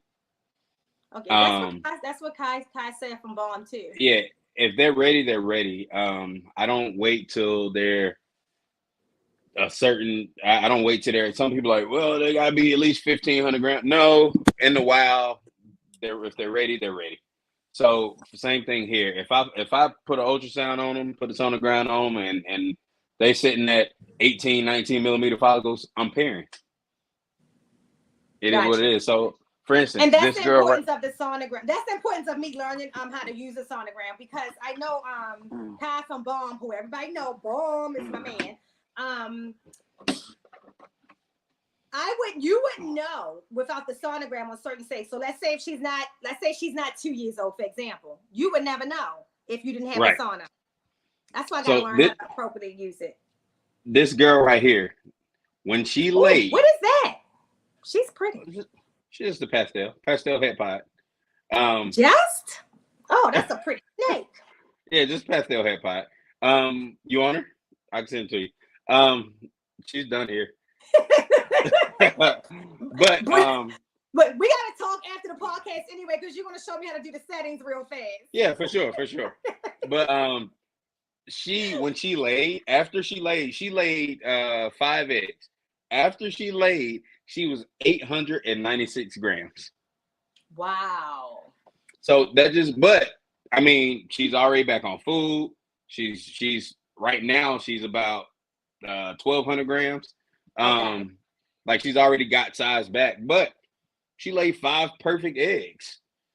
So not 5 perfect ones. She laid 4 perfect ones. One did go bad, but I think that was my fault. I think it was because I let it get too wet. I think that's my fault. But I mean, she's back on food. She's beautiful. She's thriving. But she was, again, small mom, but she laid a nice clutch of eggs. So that's how I left it. Okay. Hey, Tim. I hope you're feeling better. I know you've been down. So I hope you're feeling a lot better. Hey, Patrick. I haven't seen you in a minute, Patrick. You good? I haven't seen you on Hair Down either. How about that? Patrick normally be on everybody's stuff. Yeah. So when you go missing, bro, you gotta let somebody know. Exactly, because certain people you definitely gonna miss. Yep, that's right, Keisha. Yes, Pat, we appreciate you. You were one of our first supporters on YouTube. For sure. Yeah, I think he's one of everybody's first supporters, for sure. As a matter of fact, here's what I'm gonna do right now. For Patrick. So for Patrick, because Patrick literally does support everybody, and Patrick shows support 100%. So Yep. for you, Patrick, I have a few clutches coming. I will allow you to pick a snake that I'm going to send to you for free. That's what I'm gonna do. Up. That's what I'm gonna do. Wait a minute, hold on. What's the parent in that clutch? I don't know. I got a few clutches. I got a few clutches coming. But That's nonetheless, awesome. I will send Patrick options. Pat, I will send you options, and you will receive an animal for free. So that's what it's gonna be. Awesome. Yep. That is awesome. But he's very, very, very supportive. African, you have the community now. That's all that matters. I don't think any of us had it when we were younger, honestly, other than the Tom Crutchfields and the people you could read about. And at that point in life, we didn't even think were tangible. So definitely. Thank you, Tim. So yeah, guys, if you're not sub to the US ARC channel, make sure that you're sub to the US ARC channel. Make sure that you have a US ARC membership. Whether it's a bronze, which is $40, silver, which is $250, or a gold, which is $1,000. You pick one, doesn't matter. Is silver $250? I thought it was $500. So wait a minute, I actually got in on $250. So maybe it was a deal a couple years ago. I may be wrong. So it's time for me to renew again. And my it is $250. So I'll be upgrading. I didn't pay $500. Yeah, I'll be upgrading the silver this year. And maybe it wasn't always that. Maybe it was $500 at some point. I'll be upgrading the silver this year. I didn't upgrade until like when I decided I was going to start breeding. So that was a couple, years ago when I upgraded from 40. So yeah, so definitely, I think honestly, like I said, in 10-leaf field goss, where we all were enjoying ourselves, that man was working like a bat out of hell the entire time. Okay, so Keisha put up there, guys, if y'all want to copy and paste that, the steps to change your URL. But I think, Keisha, you have to have a certain amount of subscribers too on YouTube to do it, right? Yeah, I think I want to say only 100. Okay. Yeah. Okay. Oh, he said he's been super busy. We understand, but you like he said, we notice when certain people are not there, and it makes you wary. And you don't want strangers just inboxing you like, hey. That's facts. Hey, what's going on with you? Hey, Mark, thank you for coming through. Mark has some amazing animals too. 403 Fauna. Yeah, he does. Yep. All right. Pam's. Oh, that's awesome. Yeah, that's the community. I can't believe my system. They are in Cabo watching the podcast. That's support right there. How drunk are you though, Pam? Yeah. Hey, look, this is Reptiles and Cocktails. That's so exactly. So the only reason why I still have my water is because for the month of June, in Aussie's Patreon, in our Shop and Sweat session, we did no alcohol for June. So effective July 1, Reptiles and Cocktails will return. And I think on July 2nd, I actually who I have on July 2nd? I have Mike. So on July 2nd, I am going to be drinking again on Reptiles and Cocktails. I have my wine at least. There you go. Reptiles and Cocktails. But my birthday was this month, and I didn't even drink on my birthday. So I was really proud. I keep telling people that, like, I'm not a big drinker, but the weekends is normally my wind down days and stuff like that. So it hasn't been hard because I've been training for this walk too. But Bolsa said, hey, Pam. Patrick said, thanks, guys. Y'all are a great family. Appreciate you guys more than you know. Yes, for sure, bro. Yes. For so sure. Share that with your daughter because that's your little sidekick. Let her know that y'all gonna have something nice coming. So, all right. So it's been an hour and 39 minutes. I'm gonna ask you, what is the one thing? It's gonna be 3 questions, and we're gonna wrap it up. Let's do it. What is the one thing that you love the most about the hobby? The people. The people, especially when you meet those genuine souls, it just makes the hobby all the better. I've been lucky enough to come in contact with some great people, one that I can lean on or that can lean on me. People I can call and bother. Like I've offered people money for their knowledge. That's just it's just the type of person I am. But the fact that these people have not taken any money from me, and still giving me the knowledge to grow within the Yeah. reptile hobby. So it's that the people have made it all worth the while. Yeah, I have ran into my malcontents of the reptile industry, but I still have those people that I can call, text, and like Bob Vu. Bob Vu is one of those guys. I bother Bob so much, and I think I've only spent about $3,000 with Bob. Yeah. That's not a lot of money for Bob. You know what I'm saying? But the fact that he doesn't care and he will literally Hey, assist you, Richie. you know, he will assist you, with whatever. You know what I'm saying? So that's what I like. Chad, what's up, bro? So I think for me, that was the biggest surprise. Like not just from like the Bobs, the Reggies, because I think I always say Reggie totally humbles himself below of where other people think he is.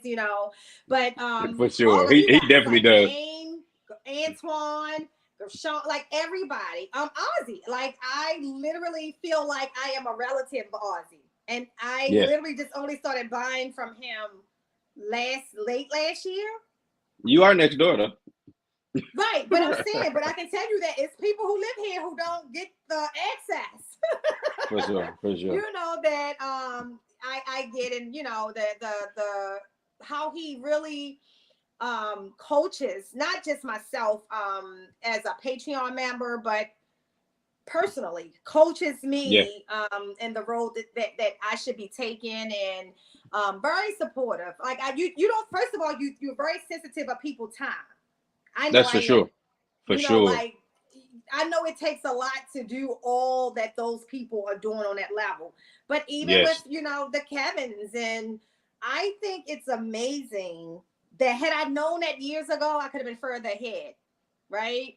If I knew that all of that help was out there from those individuals 20 years ago, I could be in a whole different life right now. Yeah. 100. So that's one of the things that I love about us having these podcasts, because there's a little boy or little girl somewhere, 8, 9 years old, Yeah. who know they can call Mr. Rashad or Miss Nicole or Mr. Terrence or Mr. Gershon and have a conversation about ball pythons that by the time they're 100. 18, they already Yep. millionaire ball python breeders if they want to be. Yeah. We didn't know that. I would say that to me is just amazing. So, what is one of the things you find least admirable about the hobby? I know it's gonna sound contradicting, but the people. It's time this Yeah. okay. This Because you also like out for instance, I just bought a snake, which happens to be my first purchase of 2022 and probably my only one, maybe, probably not. Splash Pat just joined the gang, so I know I'll be getting some stuff from her. Hey Keisha. But when I say also the people, like this experience has been a very bittersweet experience for me. Okay. Um, I messaged this breeder about the snake he had posted on Morph Market. And I wanted that particular snake. Granted, it wasn't a expensive snake, it was $900, whatever. But I wanted that snake. Mm-hmm. So when I hit him up and I was like, yo, I can get the snake. I didn't have the entire 900 because I like to keep snake money, right? I didn't have the entire 900. So I was like, yo, I can send you this much today. And Mm-hmm. then I can send you this much next week.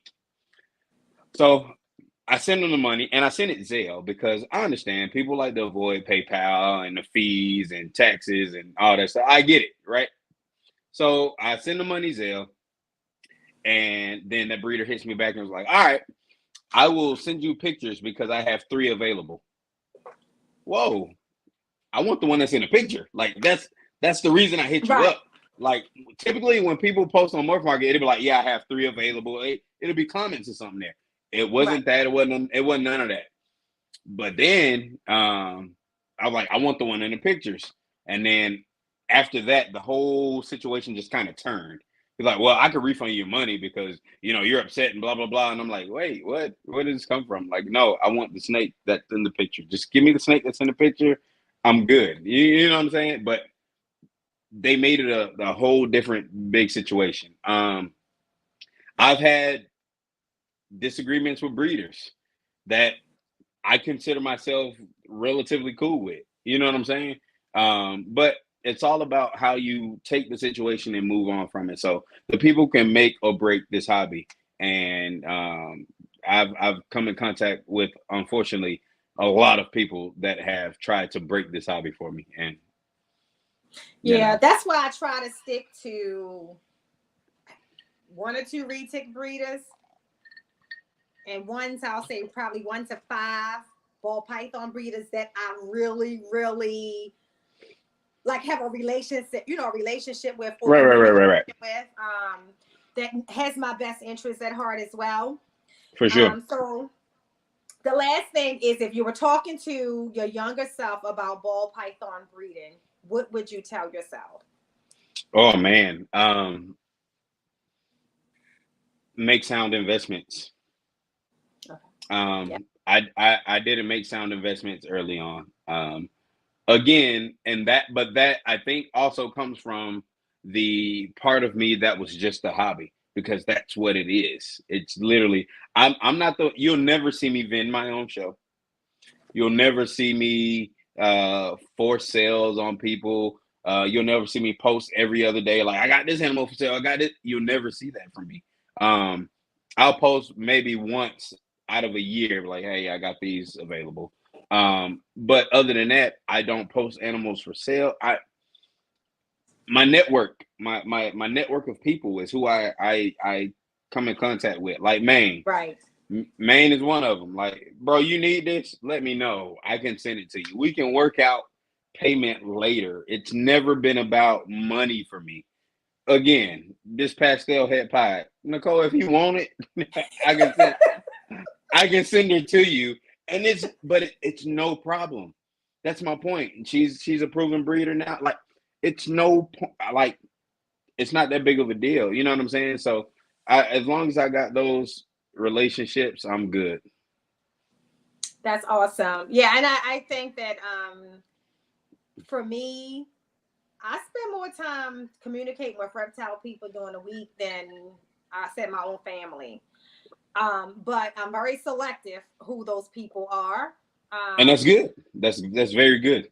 Yeah, I have if I'm upset about something, I have a handful of people that I will directly have that conversation with. Like, I might hit Terrence directly about something, and not share with everybody else, because everybody can't filter. Like, sometimes I just need to vent, and I don't need the energy to come back to round me up. I just need someone to laugh with, or help me through it, or that type of thing. So I know who I can reach out to for different things. But from a whole perspective, I would tell you that even my birthday was different this year because of the reptile community. Like, I felt like, you always get the love, but this year it was just like an abundance of love. Like, my birthday was so full, and it wasn't about gifts. It was about that genuine atmosphere 100 of love. Thank you for the gifts and the people who gave gifts. But I would tell you that entire day was a full day for me because of you guys. And even doing these podcasts, like, it's not. I think Dominique says she don't know how I do it. I look forward to my next 100. podcast. Yeah. I get excited. I take a shower. I get dressed up. I, There pull you the go. hand like, for real. There you like, go. It's a whole Yeah. deal to me. I love doing this, but I love doing this because it also opened me to people I never knew in the hobby. Yeah. Women have, like, one girl beginning of the year, inboxed me on Instagram, and we're really cool now. And she said, I've been watching your YouTube channels, right? Now, mind you, YouTube analytics tells me I don't have any female subscribers at this particular time. Now it says 6%, but at that time it says 100% males. And she said, I've been watching you. And because of you, she sent me a picture of her retic, a beautiful retic that she had just got. And you made me realize that I can own one. And for me, that's everything, because I remember for years I didn't get one because there were so many men saying women can't handle retics or they're so defensive and it's that. And that's not the case. In my experience, that's why I went from 1 to 8. It's my favorite snake to own. Now, it wouldn't be my favorite snake to breed because I don't want 58s in a clutch to sell to people who can't accommodate them. So that's why we do ball python breeding, but they're my favorite snake to own. They're the one snake that, regardless of what happens every day, I'm engaged with, I'm opening enclosures for. So that's, and I said to her, that's my goal. Thank you for sharing that, because I didn't know 100. That I was reaching you and, you know, other women alike. And I'm so and that's happy what matters. That she did that, and she's going to get more, you know, because she sees it's possible. So with that being said, I think that that part and the part that I love, like you, yourself, Keys, I love being connected with solid men in this community, who, you know, have solid women by their sides. And I think because of that, the respect that I get, I have never been disrespected in the reptile community. And what I mean by that is that even in my personal social media, someone might come in through the inbox and something like that and say something that's totally off the wall. That's never happened here. And I believe it's because I have all of these soldiers around me. I have all of these well-poised men that other men know you better not play with me, because I have these soldiers around me. And the same thing how I feel about Keisha and you know, the women that's in the hobby. There's solid women around me. Like Keisha from Splash Pack. I've never met her personally. All I can tell you is that I've heard so much about her. Anybody at Reggie Johnson say that he just respects on a whole nother level when it comes to the ball python breeding. You got to be an amazing woman in breeding ball pythons. But even how when you say her name, I don't want to say bow down, but men respect her. You know, so that said to me as soon as I came in, that's somebody I need to know something about, right? And so that's how, you know, the silent assassin, that's how I was introduced to her. I didn't know her real name was Keisha. And damn, I had to put the 2 and 2 together, right? Yeah. But solid people like that, I hope I meet her personally in Daytona, you know? But I can tell you that so many people. Say it again, Tim. Say it again. Even with Tim, I met Tim through social media, him watching one of my videos. Tim started his own and he blew up on social media. Positive energy. Positive energy. He's teaching. I think he has one of the best YouTube intros. If you guys haven't seen it, please check out Intrepid Exotics on YouTube. It's like watching, I say all the time, the beginning of National Geographic. But his content and his followers, a lot of his followers follow me now. And I think that that is what I love about the hobby. And it is absolutely, Keisha, total family. Everybody is just so good to me. And Rashad, you said it before on Mike's podcast.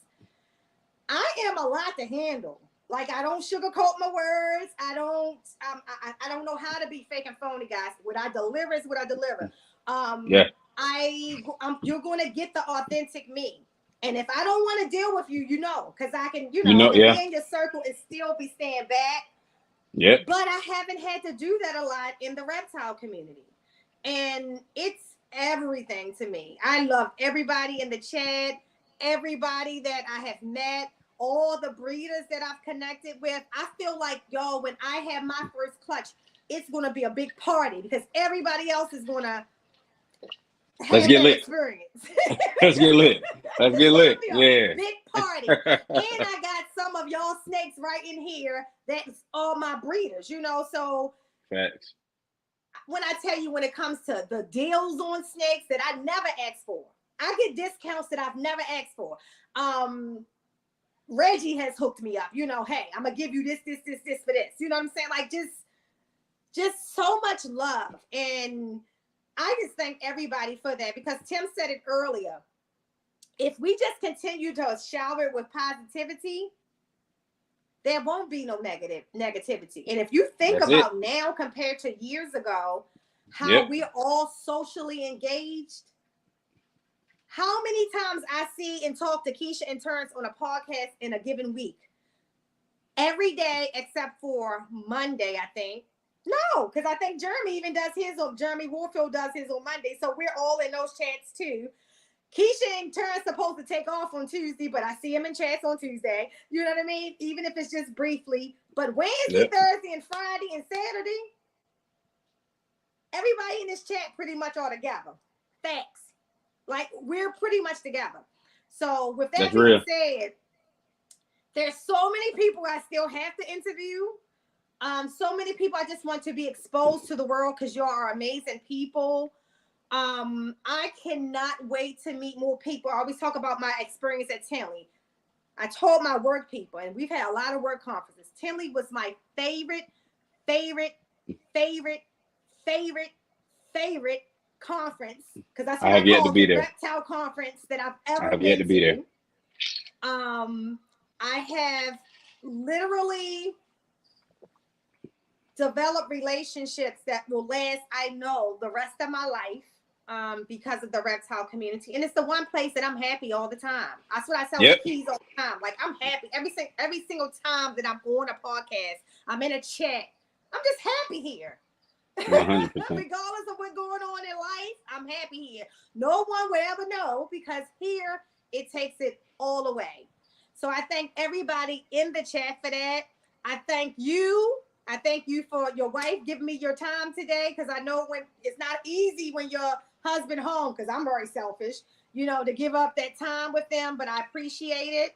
I appreciate her. I appreciate you doing this for me. And definitely, when we come off this live, you can't go anywhere. I just need 5 more minutes. Oh, no, I got you. On Sonogram. I got you. And I'm gonna introduce the world real quick to my little man. If you don't mind. Yay! If you don't mind, he's on the way. Absolutely. But yeah, my wife has subscribed to you. I will let you know that. Oh, tell her that I subscribed to her too, right? When you was on mic. Oh, when on mic, yeah. Rocking my natural hair today. There you go. Hey, she would love that, right? So also, let me know whatever your shirt size is. It's a medium. Where's Spicy? It's a medium. Spicy not in here. I've been telling him, oh my goodness, hi. Hi there. He's like, what the high pitched voice coming from? Hi. Yeah. He's like, Lord Jesus, that lady loud. There go a little smile. Oh, how old is he now? He is 6 months, going on 7 months. It'll be 7 months on July 10th. He's alert too. Yeah, he is. He's like, oh yeah, this is cool, Daddy. This is cool. Where's Spice? We love the kids. Oh yeah, it's my little man. And here go my wife if she want to get on camera. But she like, no. There she go. Hi, beautiful. He is too adorable. Thank you. Thank you for letting me have Daddy's time today. I only had to wait forever to get Daddy on. He trying to figure out what's going on over here. He see the computer, he see the phone. He trying to see. He trying to see what's going on. You getting your shout outs. Dominique said he's a little replica of you. Thank you, sis. Thank you so much, Stan. Thank you, Elevated. All the people that like I said, we're together all the time. I appreciate all the support. And my sis Keisha and my brother T Keys. Guys, and if you haven't already, please make sure, because I have to get better at asking this, because that's just, I just be so excited about the podcast. Like, share, and subscribe this even after we're done. Like, share, and subscribe it on Instagram. I want you guys to do just like y'all did with, I think it was Bosa's. Everybody shared that. I think that video shared so much. And I don't know if Bosa is still in the chat. Bosa's video trended higher than my video with Ozzy. It still is. So it goes to tell you how much people really wanted to see you on camera. And now he's just everywhere, you know. How about TikTok blowing up? Both of TikTok blowing up. TikTok blowing up. Every day when I hit TikTok, it's a video from Bosa Balls. Like, it's just there. It's just there. Well, somebody said all Bosa got to do is just come on the next time and just smile and they will be happy. I'm not going to tell who said that. But, I got you. Great guy. All right, so we're going to let you go ahead and have the rest of your day back. Thank you, Tim. Have a great weekend. Thank you. I'm glad you're feeling better. Just subscribe to you, Tim. Just subscribe. Yeah, really good channel. Really, really good. And he has Niles is his monitor cracks me up every single time with those videos with Niles. Niles be off the chain sometimes, and it's just great handling tips. And he also has the retics, some very nice, large, manageable retics as well. And he does a lot with the North Carolina Association for Reptiles. And I think that Jeremy, who used to be the manager at Nerd, and Rob also are part of that. So follow that, and USARK. If for sure you're not subscribed, get a subscription today, because it makes all the world of a difference for all of us. We would not be able to do what we're doing today if it wasn't for Phil Goss and that team at USARK. So thank you. For sure. All right. So with that said, peace, everybody. Rashad, don't you go anywhere, because I'm going to get this sonogram right now. Oh, we're good. Let's do it. Let's knock it out. Bye, everybody. Thank you so much. Peace. Bye, thank you, everybody. Esteban. Let me say it in my Esteban voice. See you later, Esteban. See you later. Peace, y'all. Peace.